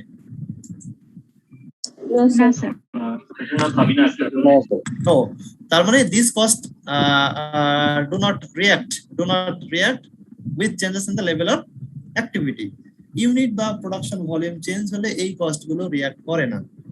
সিমিলারলি দেখেন আইসিএমএ তে স্টুডেন্ট সংখ্যা বাড়লে তার কারণে কিন্তু এক্সিকিউটিভ ডিরেক্টরের স্যালারি বাড়বেও না, আবার কি কমবেও না। তার মানে হচ্ছে নাম্বার অফ স্টুডেন্টের উপরে এক্সিকিউটিভ ডিরেক্টরের স্যালারি ডিপেন্ড করে না। So this is a fixed cost. This cost does not react to changes in the level of activity, number of student or product, whatever the level of activity used. আবার কিছু cost change হবে দেখেন, যেমন আপনারা জানেন সবাই যে যত বেশি প্রোডাকশন হবে ম্যাটেরিয়াল কি তত বাড়বে। ম্যাটেরিয়াল কস্ট বেড়ে যাবে, কারণ ম্যাটেরিয়াল বেশি না দিলে আপনার প্রোডাকশন বেশি হবে না। লেবার যদি বেশি না ইউজ করেন প্রোডাকশন বাড়বে। তাহলে কিছু কস্ট রিঅ্যাক্ট করবে, বেড়ে যাবে। আবার প্রোডাকশন কমলে কমে যাবে, অ্যাক্টিভিটি কমলে কমে যাবে। আবার কিছু কস্ট একদম কনস্ট্যান্ট, একদম কি ফিক্সড হয়ে থাকবে, চেঞ্জ হবে না। আবার কিছু কস্ট মাঝামাঝি আছে, যেমন আপনারা জানেন ইলেকট্রিসিটি বিল বা গ্যাস বিল। আপনি যদি ইলেকট্রিসিটি না ইউজ করেন কোনো বিল দেওয়া লাগে না? আগে স্যার একটা মিনিমাম চার্জ আছে, তাই না? আচ্ছা, আবার যদি আপনি খুব বেশি ইলেকট্রিসিটি ইউজ করেন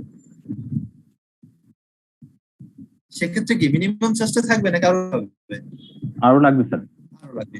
সো এখানে দেখা যাচ্ছে যে this electricity cost or gas, this type of utility bills contains both fixed cost and variable cost. মানে এর একটা পার্ট রিঅ্যাক্ট করে আর একটা পার্ট রিঅ্যাক্ট করে না, রাইট? জি স্যার। তাহলে আমরা দেখলাম কস্টের তিনটা ক্যাটাগরি আমরা দেখলাম, বেসিক্যালি দুইটা ক্যাটাগরি। একটা হচ্ছে একটা পার্ট রিঅ্যাক্ট করে, একটা পার্ট রিঅ্যাক্ট করে না। আর এই ধরনের কস্টের ভিতরে দুটো এলিমেন্টস থাকে, একটা অংশ রিঅ্যাক্ট করে, একটা অংশ রিঅ্যাক্ট করে না। সো তাহলে আমরা কিভাবে বলতে পারি এটা? এবং আমি আপনাদের জন্য একটা ডিটেইলস একটা এক্সাম্পল নিয়ে আসছি যাতে করে আমরা ফিক্সড ভেরিয়েবল এর ডিফারেন্সটা একটু বুঝতে পারি, ফিক্সড ভেরিয়েবল মিক্সড এর।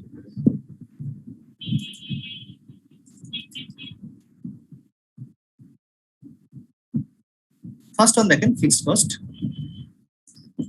এখানে কয়েকটা বিষয় এখানে আপনাদের একটু কেয়ারফুল থাকতে হবে। একটা হচ্ছে যে আপনারা তো নাম দেখে বুঝতে পারছেন যে ফিক্সড কস্ট কি থাকবে, ভ্যারি করবে না কনস্ট্যান্ট থাকবে? কনস্ট্যান্ট থাকবে। Constant. So fixed cost is a cost that remains constant or unchanged or unaffected. But এইটা একটা ইম্পর্টেন্ট বিষয়, এই জায়গাটা আমরা গোলমাল বাতাই ফেলি অনেক সময়, এটা খেয়াল করবেন।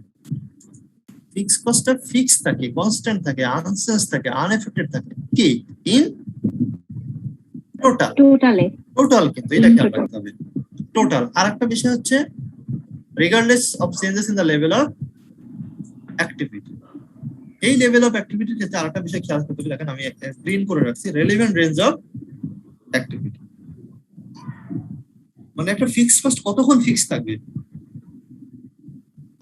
আপনার ফ্যাক্টরির যে ক্যাপাসিটি আছে তার বাইরে যখন আপনি চলে যাবেন তখন কিন্তু আপনার একটা ফ্যাক্টরিতে আর হবে না, 9:15 শেষ হবে, তুমি দেখো, তুমি দেখতে পাবে তখন ফ্যাক্টরি কি আর একটা প্রয়োজন হবে।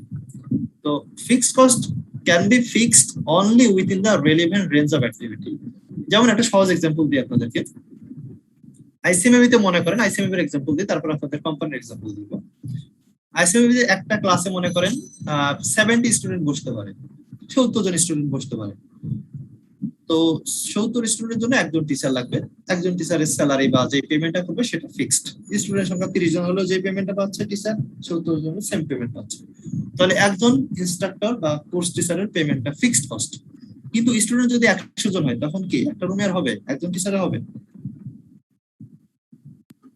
না স্যার, না স্যার, রুম টিচার দুজনেই বাড়াতে হবে। তখন রুমও বাড়বে, টিচারও বাড়বে, এসি বলেন আপনার যেগুলো হচ্ছে সবাই শেয়ার করতো যেই কস্টটা, সেগুলো কি হবে, সবগুলোই বেড়ে যাবে। তার মানে এখানে রেলিভেন্ট রেঞ্জ বলতে যদি আইসিএমএবি ডিসিশন নেয় যে আমরা 10 জন স্টুডেন্টের কম কোনো ব্যাচ করব না, রান করব না এবং 70 এর বেশি এক্সিড করব না, তাহলে 10 এবং 10 to 70 এটাকে বলা হচ্ছে relevant range. Is it clear to all? Yes sir. এটাকে বলা হয় রিলেভেন্ট রেঞ্জ অফ অ্যাক্টিভিটি। মানে আমরা 10 এর নিচে রান করব না, 70 এর উপরে যাব না। যদি 70 এর উপরে যায় তখন আমরা কি করব, এটাকে স্প্লিট করব বা আমরা আরেকটা ক্যাপাসিটি আমরা বাড়াবো। ক্যাপাসিটি মানে আরেকটা রুমে চলে যাব, আরেকটা রুম লাগবে, আরেকজন টিচার লাগবে, একটা এসি লাগবে বা 2-3টা এসি লাগবে, লাইট সবকিছু আলাদা লাগবে। তার মানে fixed cost is constant or unchanged or unaffected in total only within the relevant range of activity. Relevant range of activity cross করলে ফিক্সড কস্ট আর ফিক্সড থাকতে পারবে না। যখন যেহেতু আপনারা প্রফেশনাল কস্ট ম্যানেজমেন্ট অ্যাকাউন্টেন্ট হবেন এবং প্র্যাকটিস করবেন কর্পোরেটে, যখন আপনারা প্র্যাকটিস হবে এটা খেয়াল রাখতে হবে যে ফিক্সড কস্ট কিন্তু মানে ফর এভার ফিক্সড না। ফিক্সড কস্ট হচ্ছে fixed only within the relevant range of activity. So A fixed cost remain constant in total, অবশ্যই টোটাল হবে, পারেন্ট কখনোই কনস্ট্যান্ট থাকবে না। কারণ আপনারা জানেন যে 30 জন ছাত্র যদি একজন টিচার ক্লাস নেয় তাহলে তাকে যদি 1 লাখ টাকা দেওয়া হয় তাহলে কিন্তু 30 জন মিলে এটা শেয়ার করবে, তাহলে পার ইউনিট পড়বে অ্যারাউন্ড মনে করেন 3000 সামথিং, 3333 টাকা। কিন্তু যদি 50 জন স্টুডেন্ট থাকে তখন পার স্টুডেন্টের ঘাড়ে কত করে পড়ছে? স্যারের স্যালারি যদি 1 লাখ টাকা দেওয়া হয় 2000। যদি 70 জন স্টুডেন্ট ইয়ে করে শেয়ার রুমটাই ক্লাস করে তাহলে কি হবে? খরচ আরো বাড়বে না কমে আসবে? কমে আসবে স্যার। রাইট, এইটা আমরা বলতে চাচ্ছি যে ফিক্সড কস্ট হচ্ছে টোটালটা ফিক্সড। অর্থাৎ তাকে যে একজন ইনস্ট্রাক্টরকে যে 1 লাখ টাকা দেওয়া হচ্ছে বা আপনার ফ্যাক্টরি ম্যানেজারকে যে আপনার 2 লাখ টাকা স্যালারি দেওয়া হচ্ছে বা 1 লাখ টাকা স্যালারি দেওয়া হচ্ছে, এই অ্যামাউন্টটা ফিক্সড, কিন্তু প্রোডাকশন যত বাড়বে প্রতিটা ইউনিট কি করবে, ওই কস্টটা শেয়ার করবে। তাহলে fixed cost constant or fixed only in total, so it does not react to changes in the level of activity. কাজে অ্যাক্টিভিটি লেভেল চেঞ্জ হলে এটা চেঞ্জ হবে না, এফেক্টেড হবে না, যতক্ষণ এটা রিলেভেন্ট রেঞ্জে থাকবে।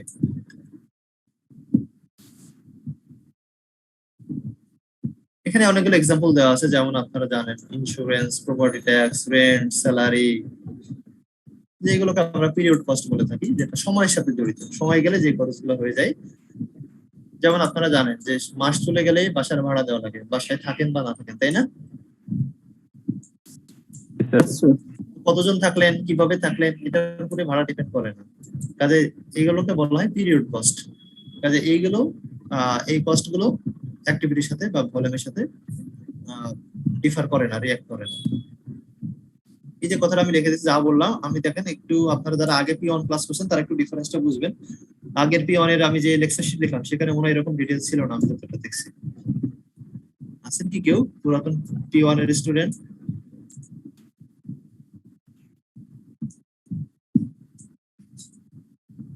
আমি যা বললাম মোটামুটি সব কভার করার চেষ্টা করছি।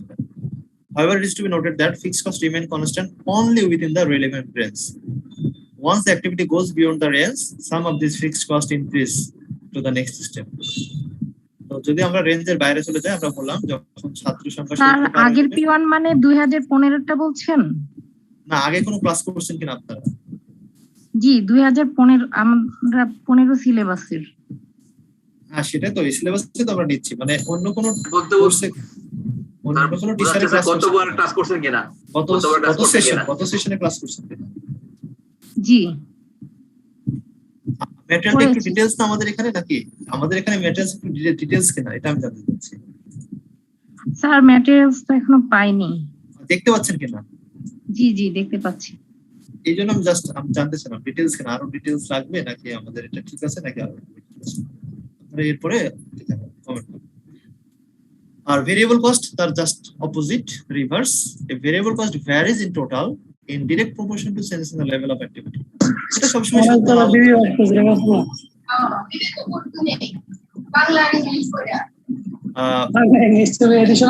তার মানে হচ্ছে লেভেল অফ অ্যাক্টিভিটি যদি চেঞ্জ হয়ে যায়, ভেরিয়েবল কস্ট চেঞ্জ হবে, বাট খেয়াল রাখতে হবে এটাও কিন্তু টোটাল ভেরিয়েবল কস্ট চেঞ্জ হবে, নট পার ইউনিট। বাংলা বড় সামলামা আতিশ ভাই মিউট। যেমন কমন এক্সাম্পল দেখেন, cost of goods sold, direct material, manufacturing overhead, কিছু ভেরিয়েবল এলিমেন্টস থাকে, এইগুলো হচ্ছে ভেরিয়েবল কস্ট। এটা নিয়ে মানে খুব বিস্তারিত বলার দরকার নেই, আপনি already use to variable cost নিয়ে কি আর বলবো আমি? না স্যার, স্যার কস্ট বিহেভিয়ার কি আপনার ফিক্সড কস্ট আর ভেরিয়েবল কস্টের সমন্বয় হলো কস্ট বিহেভিয়ার? কস্ট বিহেভিয়ার বলতে কস্টের আচরণ, মানে how cost react to changes in the level of activity. Cost আসলে এই যেখানে বলা আছে দেখেন, the way in which cost behave in relation to the level of activity.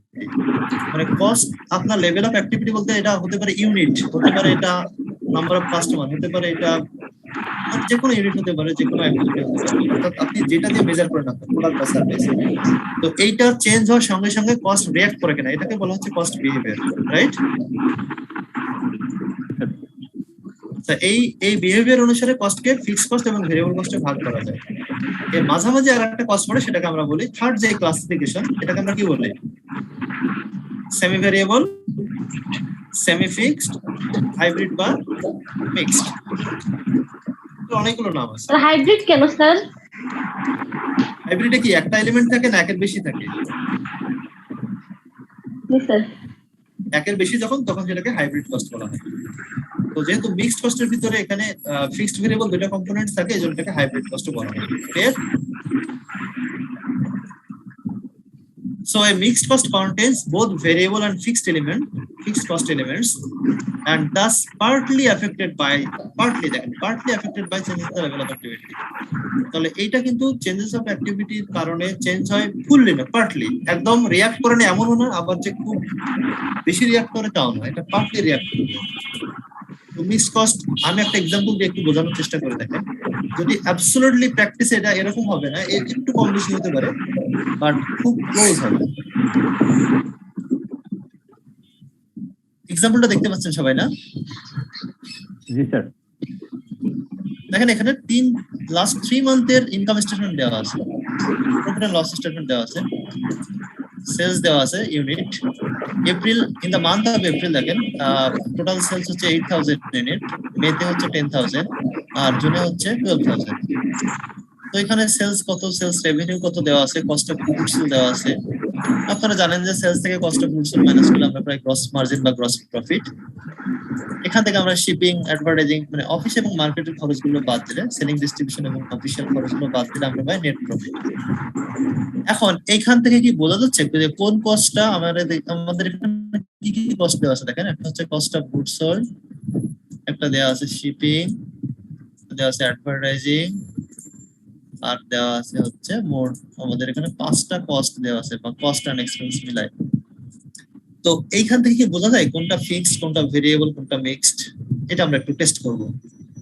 তাহলে হবে কি, আপনারা অনেক সময় যে প্রবলেমে পড়বেন, মনে করেন কোনো একটা এক্সামে আপনারা আশা করবেন যে ফিক্সড ভেরিয়েবল আলাদা করে দেওয়া থাকবে, অথবা কোনো একটা কোম্পানিতে গিয়ে আপনারা বলবেন যে কি ব্যাপার আপনারা ফিক্সড ভেরিয়েবল আলাদা করেন না কেন? যদি না করে তাহলে আপনি নিজে কিভাবে করবেন আলাদা? টোটাল ইউনিট দিয়ে টোটাল টাকাকে স্যার ভাগ দিতে হবে, তাহলে বুঝতে পারবেন ফিক্সড ও ভেরিয়েবল। বোঝা যাবে কি? যাবে, বোঝা যাবে কিভাবে? এটা আমরা নিচে করে দেওয়া আছে দেখেন। সে কস্ট অফ গুডস সোল্ড, এটা কি ফিক্সড না ভেরিয়েবল না মিক্সড? ফার্স্ট দেখেন, যখন প্রোডাকশন ছিল 8000 বা সেলস ছিল 8000, তখন কস্ট অফ গুডস সোল্ড কত ছিল?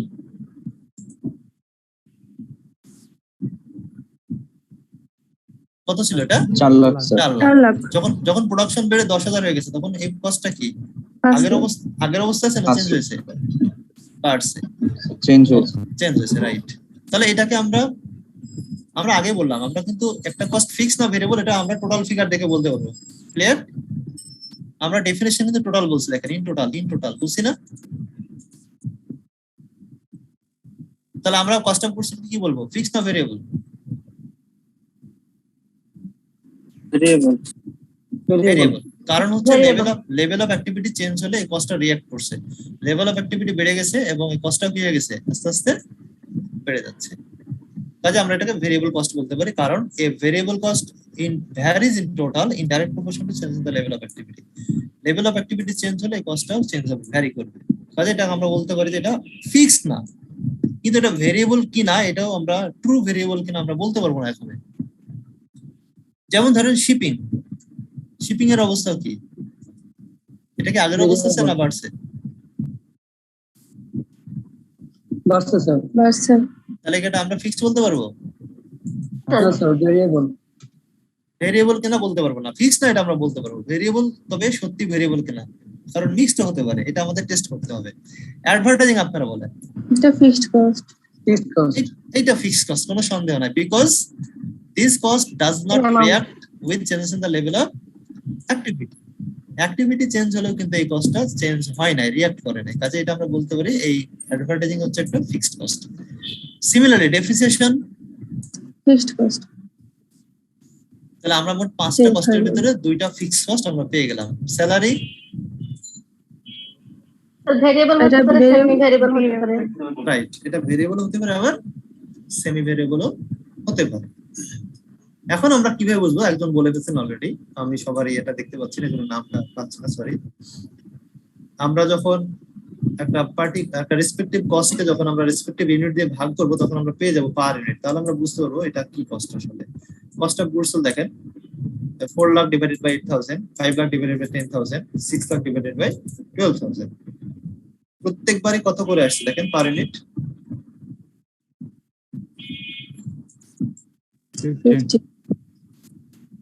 50। তার মানে হচ্ছে এইটাকে আমরা বলতে পারি ট্রু ভেরিয়েবল কস্ট, অর্থাৎ প্রোডাকশন চেঞ্জ যেভাবে হয়েছে ঠিক ডাইরেক্টলি এবং প্রপোর্শনেটলি কস্টটা চেঞ্জ হয়ে গেছে। যেমন আপনাকে একটু সহজভাবে যদি বলি, আপনি যদি হোটেলে গিয়ে 1 পিস রুটি ব্রেড নেন, তাহলে দিলেন 10 টাকা। যদি 2 পিস ব্রেড নেন, কম নেবে নাকি 20 টাকায় নেবে? কম নেওয়ার চান্স আছে? না। তাহলে আপনার ব্রেডের সংখ্যা যত বাড়বে, টোটাল কস্ট কি তত বাড়তে থাকবে, একদম ডাইরেক্ট প্রপোর্শনেটলি বাড়বে, একদম আনুপাতিক হারে বাড়বে।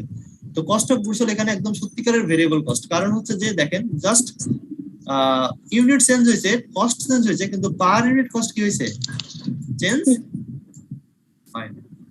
তাহলে দেখেন ভেরিয়েবল কস্ট আবার দুই ভাবে রিঅ্যাক্ট করছে। টোটালটা ভেরিয়েবল ভ্যারি করে, কিন্তু পার ইউনিটটা কি থাকে?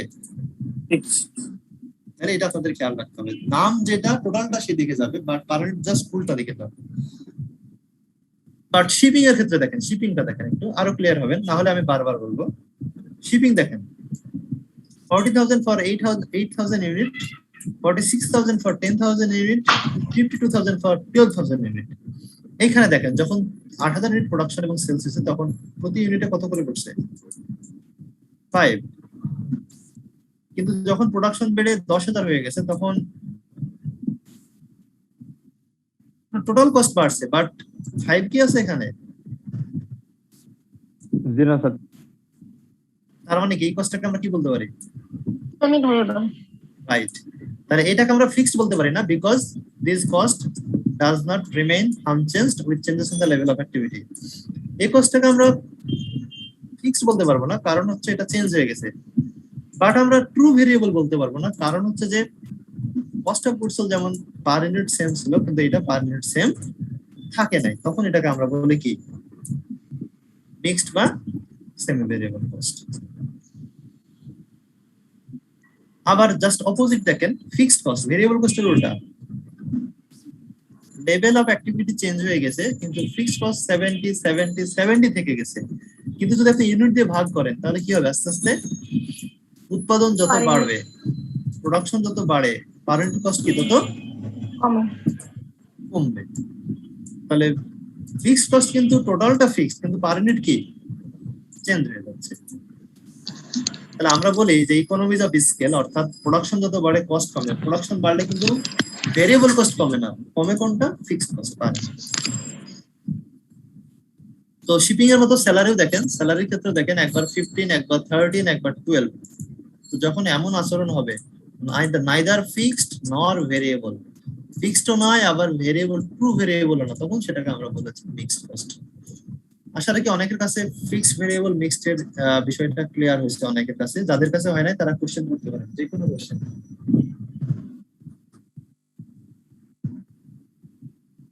তাহলে আমাদের সামনে যদি 2019 এর তথ্য দেওয়া থাকে তাহলে আমরা মনে হয় বলতে পারবো কোনটা ফিক্সড কোনটা, হ্যাঁ বলেন কোশ্চেন।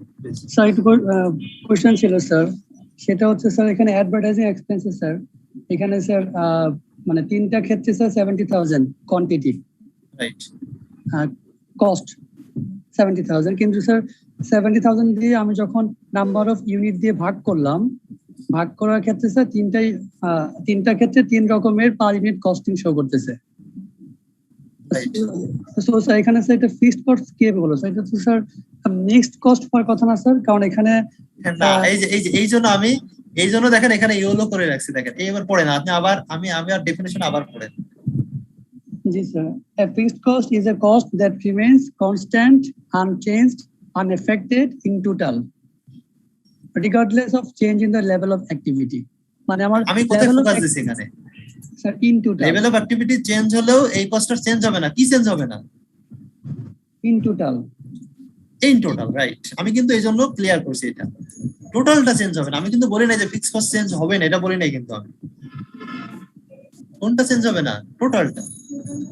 এখন আপনি বলেন অ্যাডভার্টাইজিং কি টোটালটা আগের মতো আছে না চেঞ্জ হয়ে গেছে? স্যার এটা total sir same sir, total unit same. আমি তো ডেফিনেশনে এই জন্য ক্লিয়ার করে দিছি, টোটাল খেয়াল করতে পারবে, নামের সাথে টোটালের সম্পর্ক আছে, রাইট? Okay sir. যেমন আরেকটা সহজ এক্সাম্পল দিই, ওকে থ্যাংক ইউ। যেমন ধরেন ওয়েলকাম, যেমন ধরেন একটা সহজ এক্সাম্পল দিই, আপনারা মনে করেন একটা বাসায় থাকেন, একটা রুম নিয়ে 3 জন থাকেন, বাসাটার ভাড়া মনে করেন 15,000 টাকা, রুমের ভাড়া 15,000 টাকা, সেট ধরলাম, একটু বেশি ধরলাম। তো 3 জন যদি থাকে প্রত্যেকের ভাড়া কত করে পড়বে? 5 করে, ওকে। তো বাড়িওয়ালা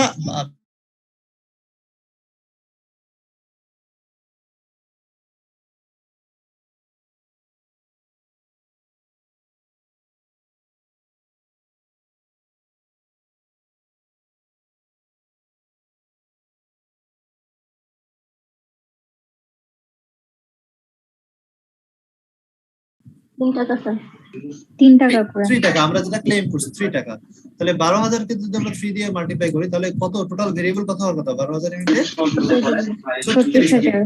তাহলে মিক্স কস্ট হচ্ছে 52,000, যদি 36,000 ভেরিয়েবল হয় তাহলে বাকিটা ফিক্সড। এই কোন একজনের থেকে সাউন্ড আসছে, যাই কথা বলবেন না, যে তার সাউন্ডটা একটু কাইন্ডলি মিউট করবেন না, তাহলে আমরা স্যার এটা কি স্যার আমরা রিগ্রেশন ইকুয়েশনে বের করছি, তাহলে আপনি হচ্ছে টোটাল ফিক্সড কস্ট কেন স্যার এখানে যদি টোটাল ফিক্সড বলতে টোটাল যে বলেন এটা কি রিগ্রেশন ইকুয়েশন না স্যার? হ্যাঁ, এটা আপনি স্ট্যাটিস্টিক্যালি করতে পারেন, আর আমাদের জন্য বেশি সহজ হচ্ছে যদি আমরা স্ট্যাটিস্টিক্স কম বুঝি তাহলে আমরা এইভাবে সহজে করতে পারি।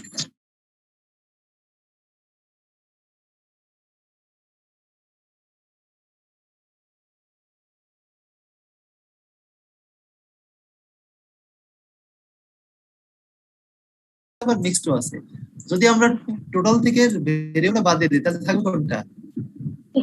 ফিক্সডটা থাকবে। তার মানে ফিক্সডটা বের করতে হলে আমাদের টোটাল থেকে ভেরিয়েবলটা বাদ। এটা আমি পরের ইয়েতে ইকুয়েশনটা উঠাই দিচ্ছি জাস্ট। Okay sir. ওকে, আর কারো কোশ্চেন? না বুঝলে কোশ্চেন করবেন, নাহলে কিন্তু আপনার লস।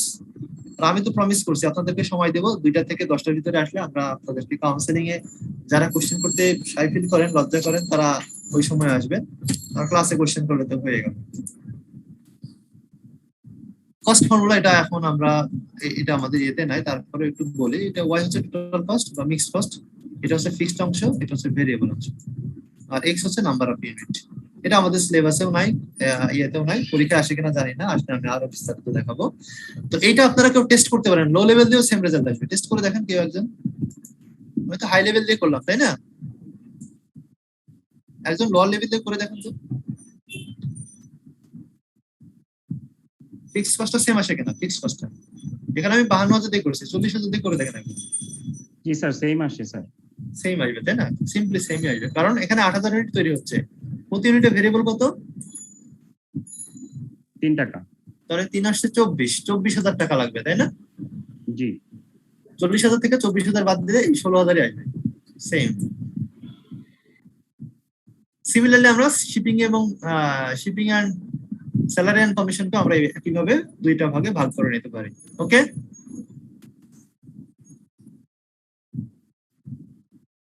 এখন কি পারবেন সবাই? Mixed cost, fixed cost, variable কস্টের একটা ক্লিয়ার আইডিয়া আসছে কিনা আপনাদের? Sir yes sir. Sir variable cost আবার একটু। কোনটা স্যার? ভেরিয়েবল কস্ট এখান থেকে দেখাবো? এটা দেখবেন নাকি উপরে আলোচনা স্যার এই যে 52,000 থেকে স্যার 40,000 যে মানে মাইনাস হলো স্যার, এখান থেকে একটু বলবেন? জায়গাটা স্যার বুঝতে পারিনি, আমার নেটের প্রবলেম ছিল তো। আচ্ছা এখানে আপনি দেখেন স্যার এই যে 52,000 ওকে ওকে 40,000 ওকে বুঝছি মাইনাস করা হলো স্যার, বুঝছি। এটা কেন? হ্যাঁ আপনি বলেন হাই পয়েন্ট কত, লো পয়েন্ট কত? জি স্যার বলেন হাইয়েস্ট সেলস ইউনিট কোথায় আর লোয়েস্ট কোথায়? প্রশ্ন তো স্যার পুরোটা দেখতে পাচ্ছি না স্যার। বাকিটা দেখতে পাচ্ছেন না? এই যে স্যার, হ্যাঁ জি স্যার। জি স্যার দেখো। জি স্যার জি স্যার পেয়েছি স্যার। এই যে স্যার 52,000 হচ্ছে হাই, হচ্ছে 40,000। ওকে, আর ইউনিট? Shipping expense. হ্যাঁ ইউনিট কত? ইউনিট প্রথম স্যার ইউনিট 12,000 ইউনিট হাইয়েস্ট, আর লোয়েস্ট হচ্ছে 8,000 ইউনিট। রাইট। তাহলে আমাদের মেথডটার নাম কি বলছি? হাইলো মেথড। হাইলো মেথড। আমাদের হাই থেকে লোটা কি করতে হবে? ও আচ্ছা স্যার। তাহলে হাইয়েস্ট কস্ট থেকে লোয়েস্ট কস্ট মাইনাস করবেন, আর হাইয়েস্ট ইউনিট থেকে লোয়েস্ট ইউনিট মাইনাস করবেন, রাইট? আচ্ছা স্যার। ওকে, আর কোনো কোশ্চেন? আচ্ছা স্যার, জি স্যার।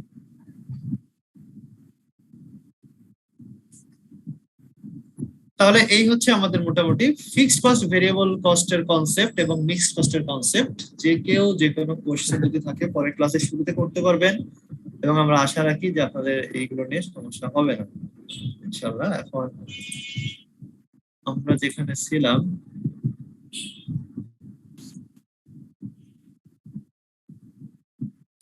আপনাদের একটা থটের পয়েন্ট দিয়ে আমরা শেষ করি আমাদের ক্লাস শেষের দিকে। আমাদের অথবা ফিজিক্যালি ক্লাস হলে আমরা আরো ভালো শিখতে পারবো ইনশাআল্লাহ, এবং আমাদের সময় কম লাগবে নেটওয়ার্কের কারণে যে সমস্যাটা হচ্ছে। তো আমরা দেখলাম ফিক্সড কস্ট, ভেরিয়েবল কস্টের ধারণা, এবং আমরা আমাদের চ্যাপ্টারের শুরুতে আমরা বলছি যে 2টা সিস্টেম আছে, একটা হচ্ছে অ্যাবজর্পশন কস্টিং, আর একটা কি বললাম? মার্জিনাল বা ভেরিয়েবল কস্টিং। তো শুধু ডিফারেন্স এটুকুই, দেখতে পাচ্ছেন সবাই অ্যাবজর্পশন কস্টিং? জি স্যার। এইখানে ডিফারেন্সটা হচ্ছে যে আপনার এখানে ম্যাটেরিয়াল, একটা প্রোডাক্ট তৈরি করতে গেলে 3টা কস্ট লাগে, এটা আপনারা পড়ছেন অনেকে, যে ম্যাটেরিয়াল লাগে, লেবার লাগে, আর হচ্ছে ওভারহেড লাগে, ম্যানুফ্যাকচারিং বা প্রোডাকশন ওভারহেড, তাই না? জি। 3টা এলিমেন্টস লাগে। আচ্ছা, তো ম্যাটেরিয়াল অলওয়েজ ভেরিয়েবল, কারণ প্রোডাকশন যত বাড়ে ম্যাটেরিয়াল তত বাড়ে, কাজে ম্যাটেরিয়ালের কস্টটা অলওয়েজ ভেরিয়েবল। লেবারের কস্টটা এটা ফিক্সড হতে পারে, ভেরিয়েবল হতে পারে, আমরা ভেরিয়েবল ধরে নিই, কারণ হচ্ছে যে যত বেশি প্রোডাকশন হয় তত বেশি লেবার কাজ করে, যত প্রোডাকশন কমে যায় তখন লেবারের সংখ্যা কি হয়, আস্তে আস্তে কম ইউজ করে, কাজে আমরা লেবারটাকে ধরে নিই ভেরিয়েবল। কিন্তু ট্রুলি লেবার অনেক ক্ষেত্রে ফিক্সড হতে পারে, আমরা ধরে নিয়ে করছি এটা যে লেবারটা ভেরিয়েবল। আর ওভারহেড আমরা দেখলাম একটা অংশ ফিক্সড, একটা অংশ ভেরিয়েবল। যেমন ধরেন আপনি যত বেশি প্রোডাক্ট শার্ট তৈরি করবেন তত বেশি বোতাম লাগবে, যেটা ইনডাইরেক্ট কস্ট, তত বেশি গ্যাস ইলেকট্রিসিটি খরচ হবে, পানি তত বেশি লাগবে, ইলেকট্রিসিটি তত বেশি পড়বে, এসি তত বেশি চলবে, তো আবার ফ্যাক্টরির যে ভাড়া, ম্যানেজারের যে বেতন, তার একটা অংশ আবার ফিক্সড হয়ে যাচ্ছে। তার মানে ওভারহেড ফিক্সড হতে পারে, আবার ভেরিয়েবল হতে পারে। তো যখন আমরা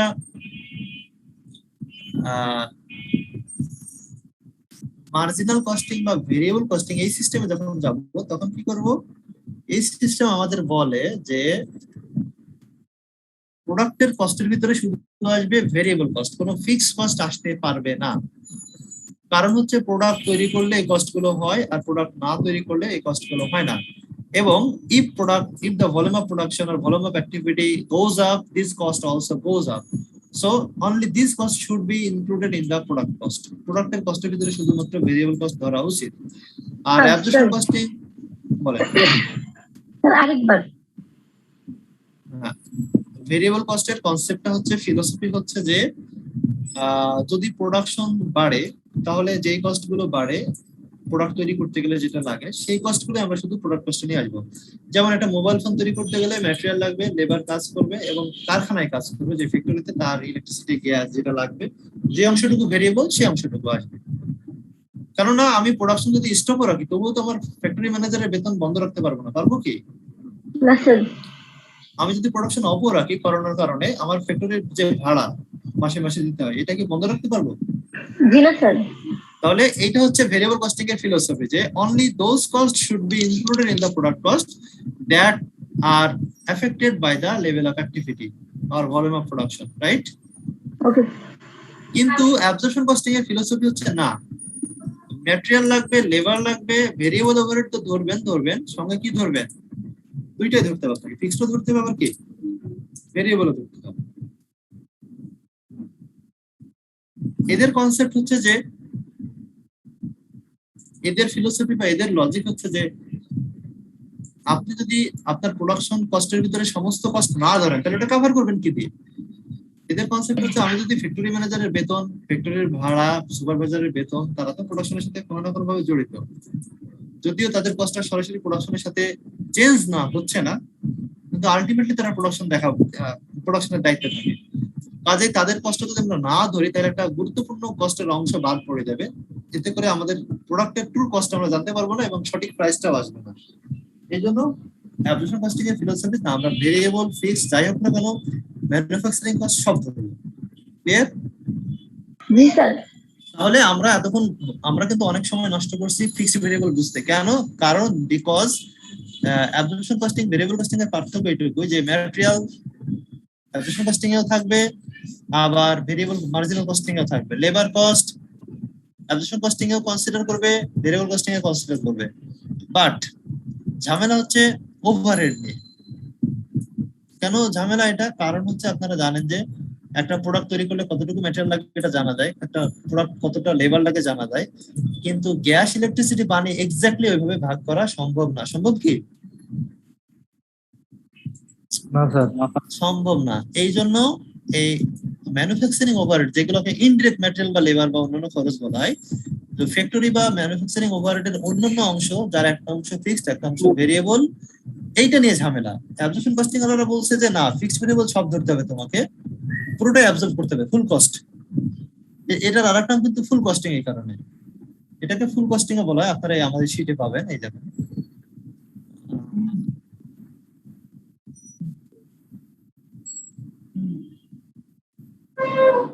সময় দেওয়া আছে, পাবেন আপনারা। ফুল কস্ট বলা হয়।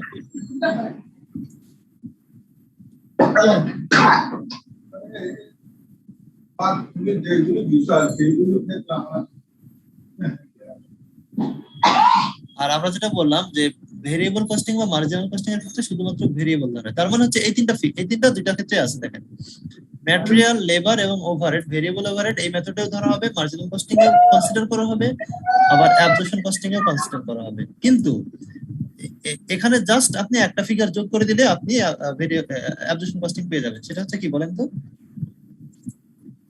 Fixed variable overhead sir. Fixed variable overhead, fixed production overhead, fixed production overhead, right? Fixed production overhead. তাহলে মার্জিনাল কস্টিং এ যেটা আসবে সেটার সঙ্গে জাস্ট আমরা ফিক্সড ওভারহেড যদি আমরা যোগ করে দিই, তাহলে আমরা পেয়ে যাব অ্যাবজর্পশন কস্টিং এর কস্ট। এইজন্য আমরা ভেরিয়েবল আর ফিক্সড নিয়ে এত বেশি কথা বললাম। কনসেপ্ট যদি আমাদের ক্লিয়ার হয়ে যায় তাহলে আগামী ক্লাসে আমরা অঙ্ক শুরু করতে পারবো। আজকে মোটামুটি আমরা একদম সময় শেষের দিকে আসছি, আমরা আগামী ক্লাসে অঙ্ক ইনশাআল্লাহ শুরু করব। আর অঙ্কগুলো আপনাদেরকে আমি এখানে শেয়ার করে দেখাবো, থেকে ইমেজ নেওয়া আছে। আপনারা যারা বাসায় থাকবেন, যদি আপনাদের সামনে বইটা থাকে P1 তাহলে অনেক বেশি ইউজফুল হবে, ফ্রুটফুল হবে। আর যদি বইটা নাও থাকে তাও ভয়ের কিছু নাই, সেই ক্ষেত্রে আমরা হয়তোবা যেটা করব, স্যার বই কি সীমার যে টেক্সট বুকটা সেটার কথা বলছেন? হ্যাঁ, সীমার টেক্সট বইটা আমি দেখাচ্ছি আপনাদেরকে। স্যার সীমার বুকটা বাদে কি আরো কোনো বুক পড়তে হবে? না, আপাতত সীমারটা। তারপরে আমরা কোশ্চেন সীমা ছাড়াও আমি মানে গ্যারিসন থেকে কিছু নেওয়া হয়েছে এবং অন্য জায়গা থেকে নিলেও আমি এটা দেখাবো। তারপরে আমরা কোশ্চেন অ্যানালাইসিস করে দেখবো যে আসলে সীমার বাইরে কোনো বই পড়া লাগবে কিনা, যদি লাগে আমরা সেই বইটা দেখবো। হ্যাঁ, ওকে স্যার। তাহলে আমরা মনে হয় আজকে শেষ করতে পারি, তাই না? জি স্যার। স্যার এই আমাদের এই ফাইলটা স্যার আমাদের হোয়াটসঅ্যাপ গ্রুপে শেয়ার করলে স্যার ভালো হয়। আমি অলরেডি আপনাকে যুক্ত করেছি স্যার আমাদের গ্রুপে। আমি দেখলাম, হ্যাঁ আমি দেখছি আপনারা অলরেডি অ্যাড করছেন। স্যার কাইন্ডলি একটু পিডিএফ করে দিবেন, কারণ হোয়াটসঅ্যাপে অনেক সময় দেখা যায় স্যার লেখাগুলো ছড়িয়ে যায় স্যার। পিডিএফ করে দেব না? আচ্ছা আচ্ছা, আমি এখানে এইভাবে রাখছি কেন, ওয়ার্ডে আমি পড়াই এই কারণে যে হ্যাঁ জি স্যার, বুঝতে পেরেছি। কনসেপ্ট নিয়ে কোশ্চেন করে আমি টাইপ করে একটু বলে দিই। হ্যাঁ জি স্যার, থ্যাংক ইউ স্যার। দেখেন তো এই গ্রুপটা কিনা।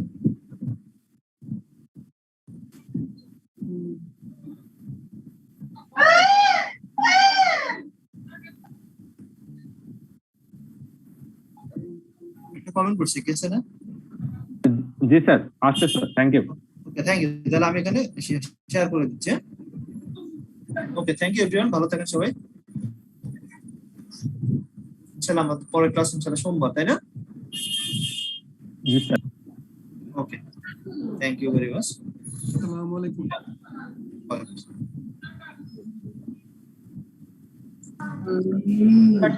আচ্ছা, হোয়াটসঅ্যাপ গ্রুপের লিংকটা কেউ দিবেন? সবাইকে অ্যাড করে নিন কাইন্ডলি, সবাইকে অ্যাড করে নিন। আপু হোয়াটসঅ্যাপের গ্রুপ অলরেডি দিয়েছে লিংক, দেখেন উপরের দিকে। সবাইকে একটু অ্যাড করে নিন কাইন্ডলি, সবাইকে অ্যাড করে নিন। হ্যাঁ, সবাইকে অলরেডি দেওয়া হয়েছে, দেখেন হোয়াটসঅ্যাপের গ্রুপের লিংক আছে এখানে।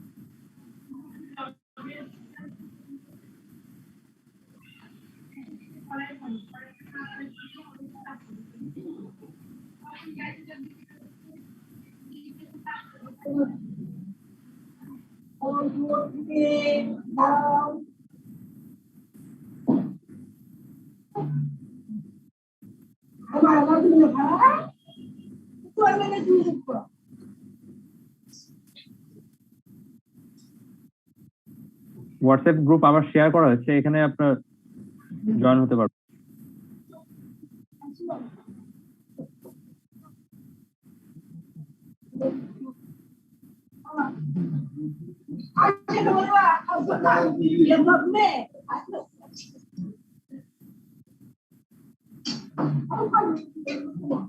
Thank you.